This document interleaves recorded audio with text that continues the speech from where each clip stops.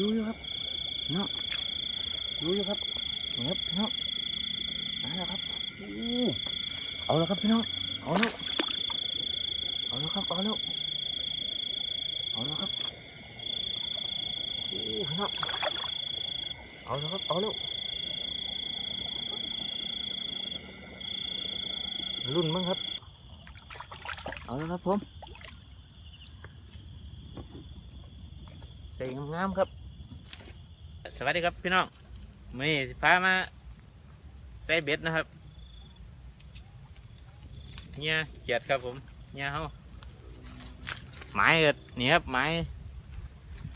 ป้าเขาครับไม้ธรรมชาติห้อยละป้าเขาเขานะครับเนาะไปครับลุยครับ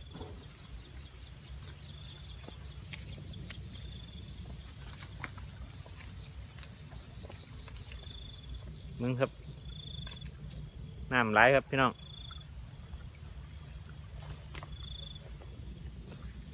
จะคืออยู่ได้ครับบรูว่าสิมีปลาบ่เนาะคือก็ได้เดี๋ยวลองมึงครับว่าสิมันบ่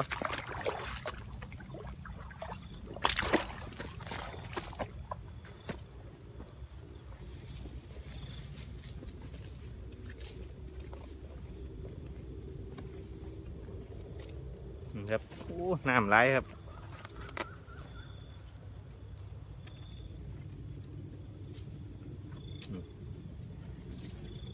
หลังแหลกเนาะพี่น้อง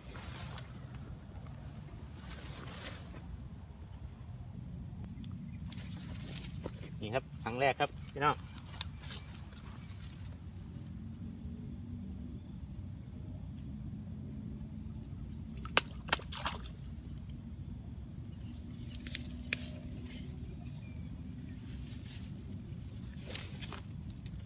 ลองเบิ่งว่าสิมันบ่เนาะครับ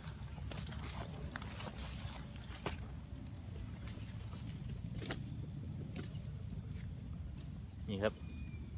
เหยื่อเขียดนะครับหลังแรกประมาณนี้ครับ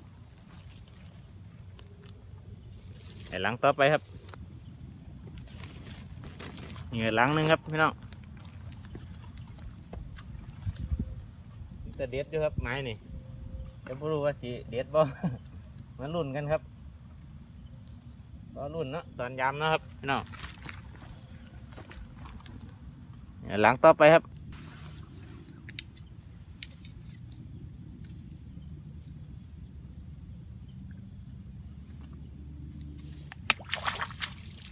เดี๋ยวมาลุ้นกันครับมันสิมันบ่เนาะครับก็พามาลุ้นเบ็ดน้ำกันนะครับเนาะไปครับ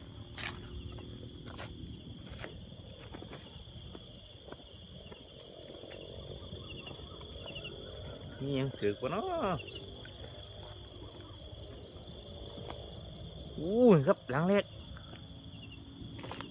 อยู่บ่เนาะครับ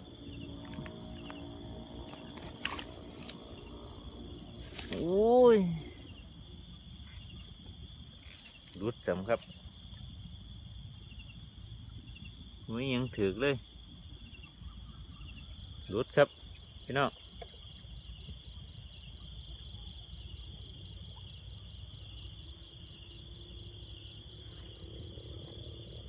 ไปครับหลังต่อไปครับผม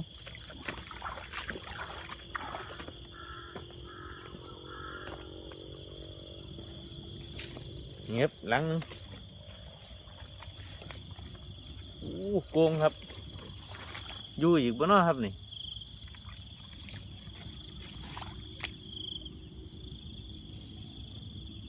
อยู่ครับอยู่ครับผมหลังนี้อยู่ครับนี่ครับนี่นะครับ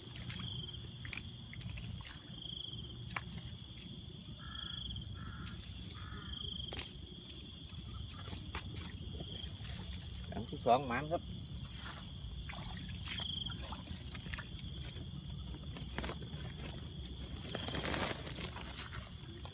นะครับ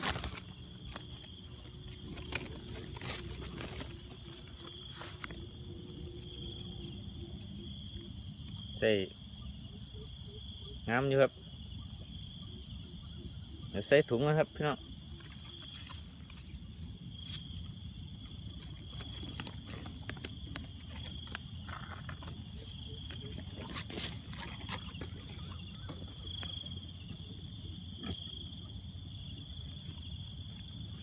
ครับ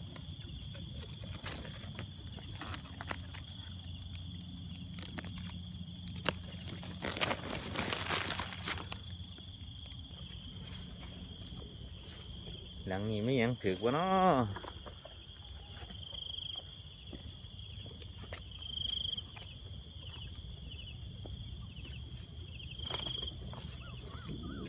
หลังนี้พลาดครับผมนะครับไม้มันติดอยู่ครับเบ็ดฝันขึ้นมาอยู่เทิงครับ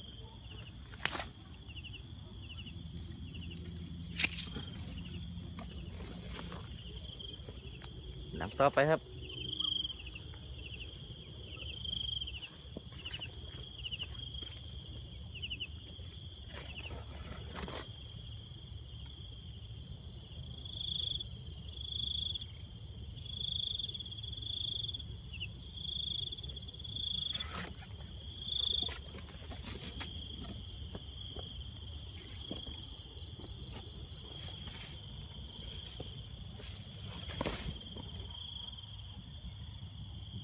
ครับเงี้ยเบิดตัวหลัง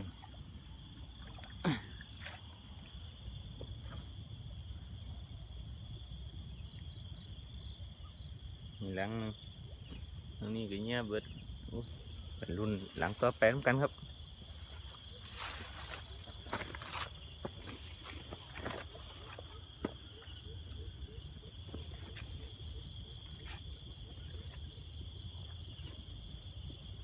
โอ้นี่ครับพี่น้องเอาแล้วครับเอาแล้วครับผมใส่งามๆครับนี่ครับผมใส่งามๆนะครับ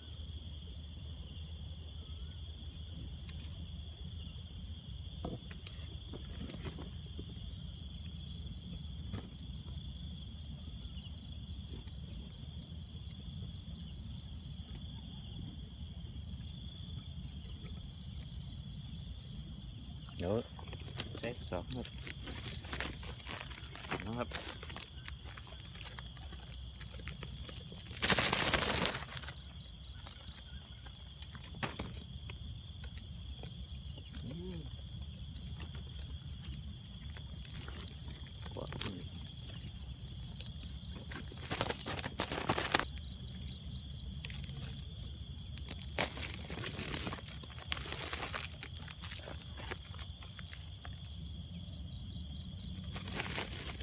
หมานครับผม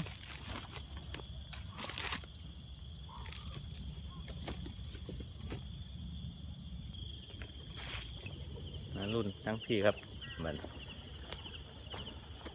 หลายหลังครับนี่ยังถือกว่านี่หลังครับเอาอยู่ครับพี่น้อง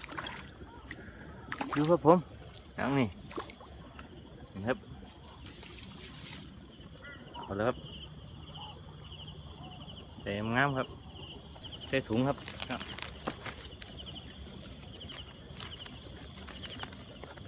ะครับถุงครับ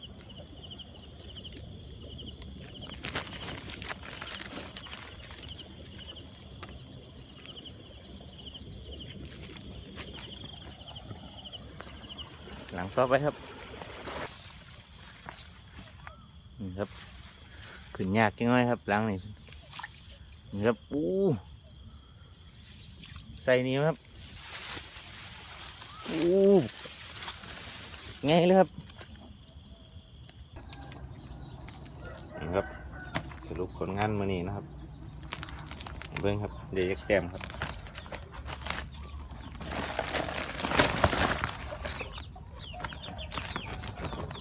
ครับพี่น้องครับผม